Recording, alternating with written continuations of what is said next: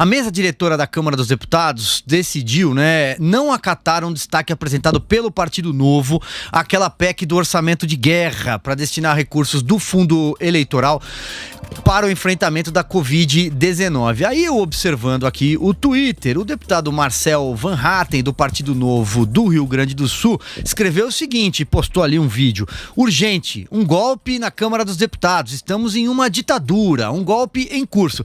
Ninguém melhor do que o deputado Marcel Van Hatten, que gentilmente nos atende para explicar o que é que está acontecendo. Muito boa noite, deputado, seja muito bem-vindo aos Pingos nos Is. Obrigado, Silvio. Boa noite para você. Boa noite para os demais também, para o José Maria e para o Paulo. Boa noite para vocês, porque para nós aqui a noite não está muito boa, não. Infelizmente, foi inadmitida de forma antirregimental e inconstitucional a emenda que o Novo ofereceu ao orçamento de guerra para passar o recurso da saúde, do fundão para a saúde para o combate ao coronavírus. Nada havia de irregular. Estava tudo conforme o regimento interno, a Constituição. Nós temos direito, como partido, a oferecer emendas e também apresentar destaques, mas esse direito nos foi negado pela mesa diretora num grande acordo que foi feito com outros partidos políticos para enterrar a proposta que o Partido Novo tinha feito de passar o dinheiro das campanhas eleitorais para o combate ao coronavírus. É vergonhoso isso e não havia como me calar diante de uma atitude tão arbitrária e que coloca em risco o próprio funcionamento da Câmara dos Deputados, que está funcionando remotamente, mas não por isso pode funcionar de uma forma capenga no que diz respeito às prerrogativas constitucionais e democráticas que nós temos. Marcel, boa noite. Eu queria te fazer uma pergunta.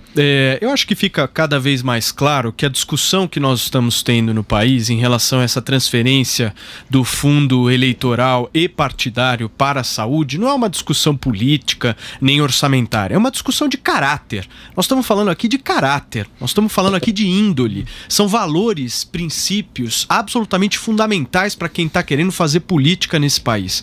Então, eu queria fazer uma pergunta. A gente viu que, infelizmente, o destaque foi rejeitado, né? E até você pode contar... Não chegou nem a ser votado. Nem a ser votado, é o pior. Então. Se tivesse sido votado, que é o que nós queríamos, para poder saber quem são os deputados a favor e quem são contra, seria uma coisa. É uma manobra. Não deixaram ir a voto. Perdão te interromper, Paulo, mas para deixar bem claro, não permitiram que exercêssemos o direito de apresentar o destaque à nossa emenda. Perfeito. A pergunta que eu faço a você, Marcel, é o seguinte: vocês da bancada do Novo cogitam ingressar na justiça agora? Porque cabe agora a justiça nessa questão, né? Como é que vocês estão avaliando aí as próximas ações? Porque esse combate não pode parar. Nós temos que reverter o recurso do fundo eleitoral e do partidário para a saúde, custe o que custar.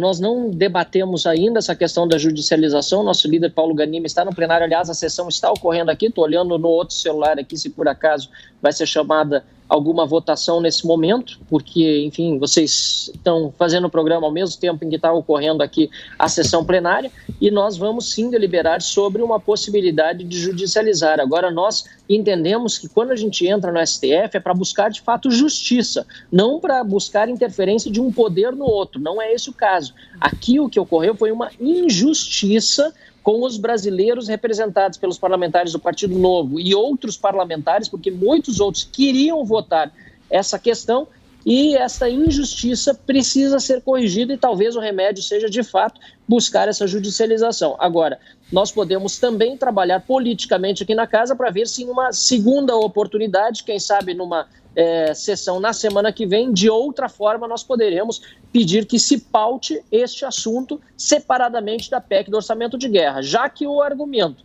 da mesa diretora, a nosso ver, completamente irregular, inconstitucional e antirregimental, foi de que não havia pertinência temática com a PEC do orçamento de guerra, e então que permitam que a gente paute este assunto na semana que vem por meio de uma nova proposta de emenda à Constituição para devolver o dinheiro do fundo eleitoral e partidário para o combate ao coronavírus. Acho que esse é o primeiro caminho e, se não der certo, judicialização pode ser uma saída.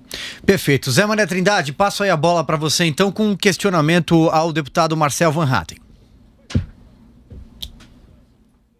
Pois é, deputado, antes aqui do início dessa sessão, eu antecipava que todas as conversas que isso iria acontecer, era previsível. O termo que me falaram aí no Salão Verde é de que os líderes estavam com ouvidos moucos, né? Ou seja, surdos para essa grande pressão da sociedade. Mas eu acho que, num determinado momento, há de se entender que 3 bilhões de reais, eu gosto de insistir nos 3 bilhões, porque tem 1 bilhão, que é o fundo partidário, que, inclusive, o Novo não aceita, não recebe. Mas, enfim, que é muito dinheiro diante de uma situação... Olha, o ministro da Economia está abrindo mão de um rigor fiscal, e está falando aí investir 1 trilhão. Nós temos um orçamento de 3 trilhões e 600 bilhões, quer dizer, é muito dinheiro, quer dizer, tudo fora de propósito. E os líderes ali cegos e surdos sobre esta realidade, né?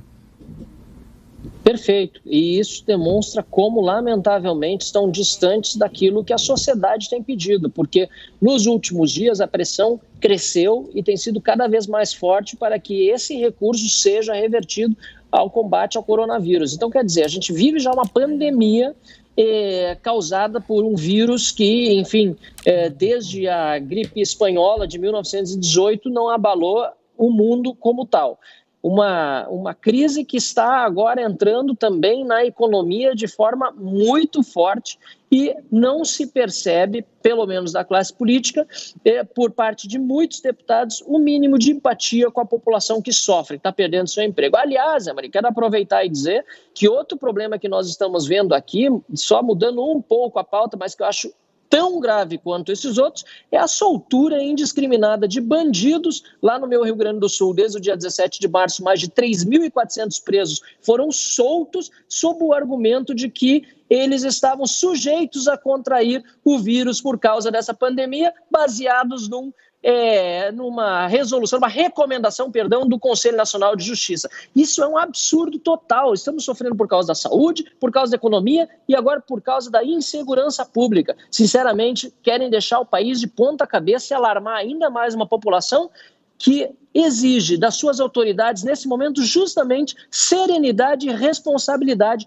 para lidar com um maior desafio que talvez muitos de nós vão ver pela frente durante todas as suas vidas. Agora, o que a gente precisa cobrar como sociedade são todas as lideranças políticas deste país, os governadores, os prefeitos, os deputados federais, estaduais, vereadores. Você aí que é ouvinte da Rádio Jovem Pan precisa estar atento a isso.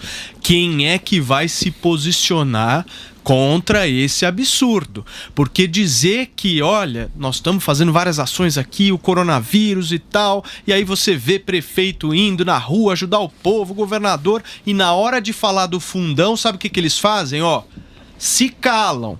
Então você, ouvinte da Rádio Jovem Pan, tem que cobrar das autoridades brasileiras que se manifestem de maneira clara, objetiva, contra esse absurdo que acabou de acontecer na Câmara dos Deputados. Agora, Marcel, eu queria te perguntar, você comentou que não houve a votação, mas na sua avaliação, na avaliação dos deputados que integram a sua bancada, se houvesse votação, essa tese ganharia ou perderia?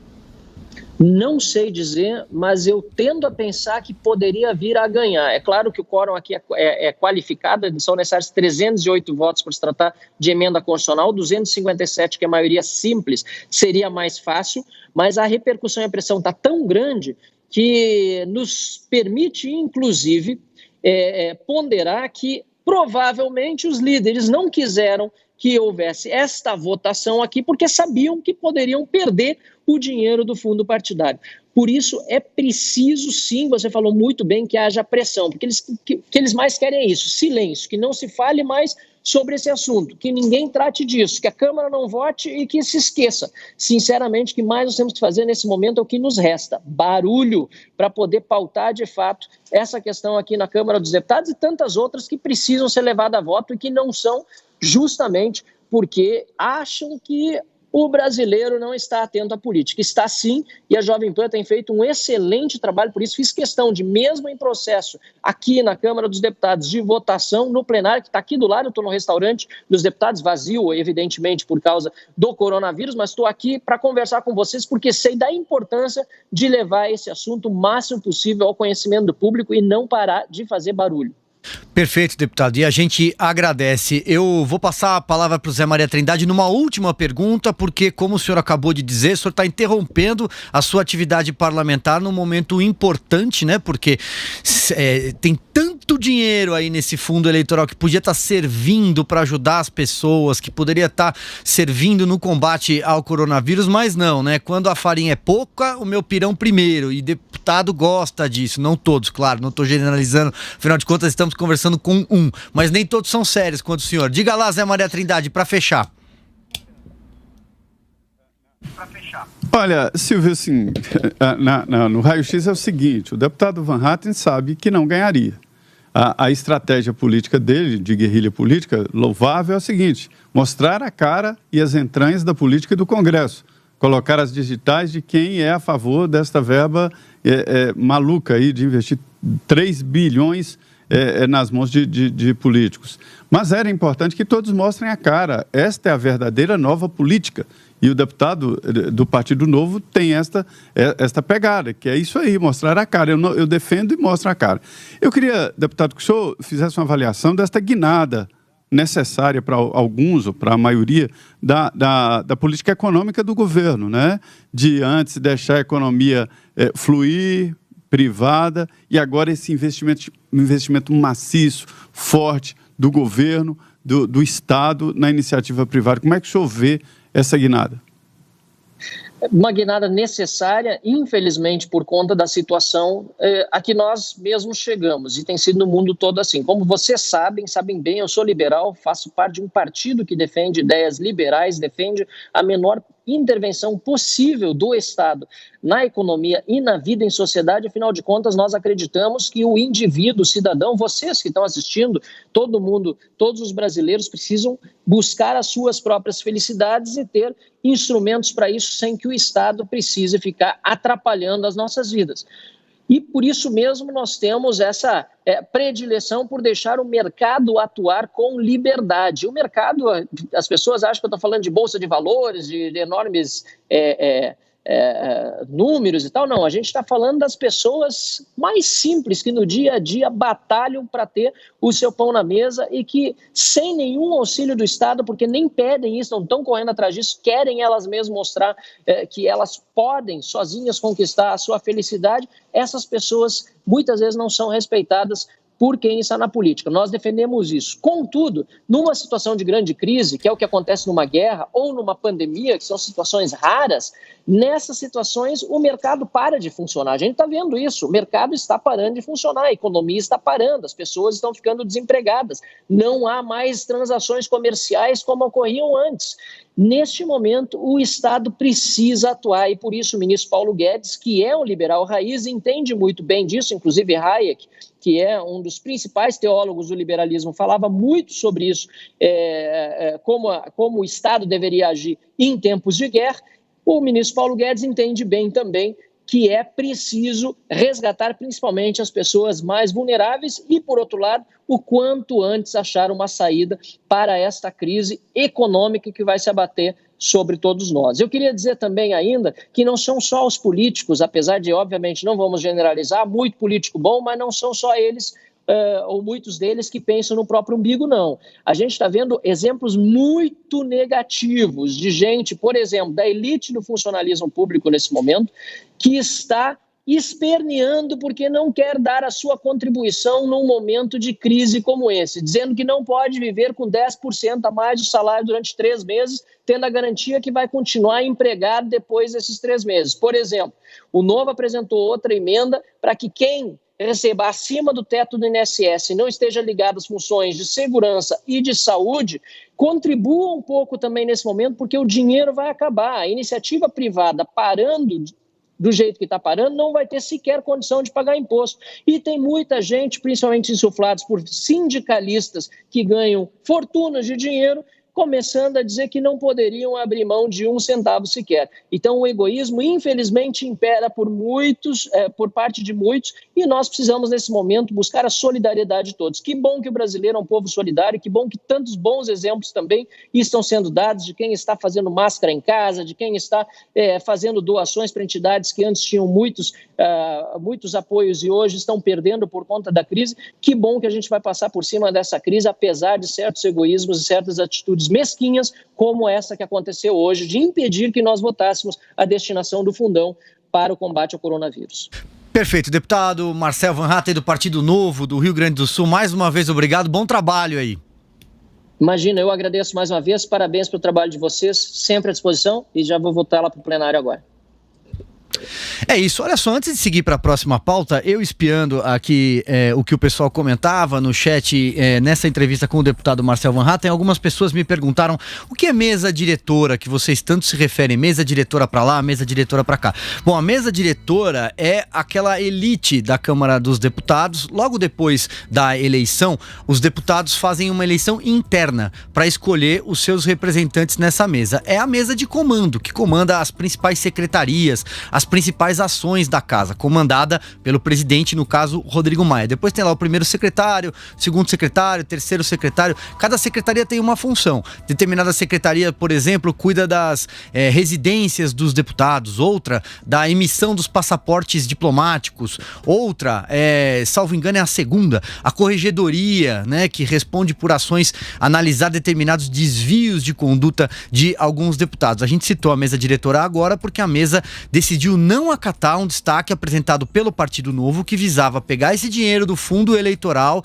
né, ou seja, dinheiro para a eleição, dinheiro que é usado por partidos políticos para repassá-los ao coronavírus. E aí quem me pergunta, mas e aí, Silvio, quem está ocupando essas cadeiras? O pessoal pergunta especialmente pelo Facebook. Resposta: os partidos que têm maior votação tem direito a escolher os principais cargos nessa mesa diretora. Para passar rapidamente por ela, além do Rodrigo Maia que preside, o primeiro vice-presidente é o Marcos Pereira, do Republicanos aqui de São Paulo, o segundo, Luciano Bivar, do PSL de Pernambuco. Tem aí 4 secretários. A primeira, a Soraya Santos, do PL do Rio, o segundo, Mário Heringer, do PDT de Minas, o terceiro é o Fábio Faria, do PSD do Rio Grande do Norte, e o quarto, o André Fufuca, do PP do Maranhão. Esses são os representantes. Tem também os suplentes. Paulo, você quer fazer um... Eu vi que você está fazendo um sinal aqui enquanto eu falava. Não, eu só você quero... gosta de política, é sua área? Eu só quero fazer uma observação para o ouvinte da Rádio Jovem Pan, que eu acho extremamente legítima, é que todos esses cargos que o Silvio Navarro bem explicou aqui para vocês, tanto da presidência quanto a primeira vice-presidência, tanto a segunda vice-presidência, a primeira secretaria, a segunda, a terceira, a quarta, são cargos muito disputados lá na Câmara dos Deputados, exatamente por ter essa influência, mas tem um detalhe: cada um desses postos tem uma série de cargos de livre nomeação que esses parlamentares podem fazer. Assessores, né? Assessores e mais assessores, além de são gabinetes com mais verbas, não só para pessoal, mas também eles têm algumas verbas extras, porque então, o deputado ele já tem o gabinete dele, né? Ele é eleito, ele tem um gabinete. Aí a secretaria tem um outro gabinete com um corpo maior de assessores e outras verbas para fazer aquele gabinete funcionar, né? Na engenharia. O cidadão deve se perguntar, né? Nossa, mas por que a disputa da quarta secretaria? O que faz o quarto secretário? Pois é, exatamente isso. Há uma estrutura política institucional ali que viabiliza essas indicações e, infelizmente, essa é a realidade que a gente tem no Brasil.